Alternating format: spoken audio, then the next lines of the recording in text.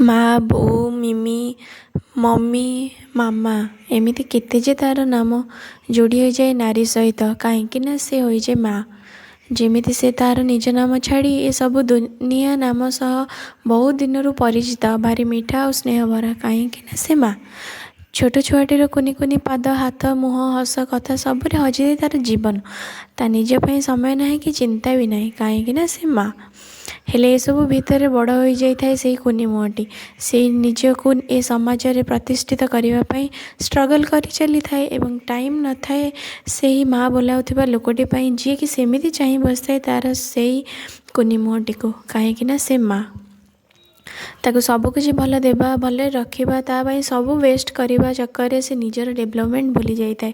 ଜୀବନର କେତେ ଯେ ବର୍ଷ ସେ ସେମିତି କିଛି କମ୍ପ୍ଲେନ୍ ନଥାଇ ସାରି ଦେଇଥାଏ, ତାହା କିଏ ବା କହିବ, କାହିଁକି ନା ସେ ମା'। ସେଇ ମା' ଡାକ ଶୁଣି ପୁଣି ଜୀଇ ଉଠେ ତା'ର ପରିଣତ ବୟସର ହାତ ଗୋଡ଼। ସେଇ ମା' ପାଇଁ କିଛି ସମୟ କାଢ଼ି ତା' ସହ ଦୁଇପଦ ମିଠା କଥା ବା ତା' ପାଇଁ କିଛି ଟାଇମ୍ ଦେଲେ ହୁଏତ ତା'ର ଏତେ ବର୍ଷର ତପସ୍ୟା ସାର୍ଥକ ହେବ। ଆଉ ଏ ଓଲ୍ଡ ଏଜ୍ ହୋମ୍ ଦରକାର ହେବନି କି କାହାକୁ ମାରଧର କରିବନି କାହା ମା'କୁ, କାହିଁକି ନା ସେ ମା', ମା' ମମତାମୟୀ ମା'।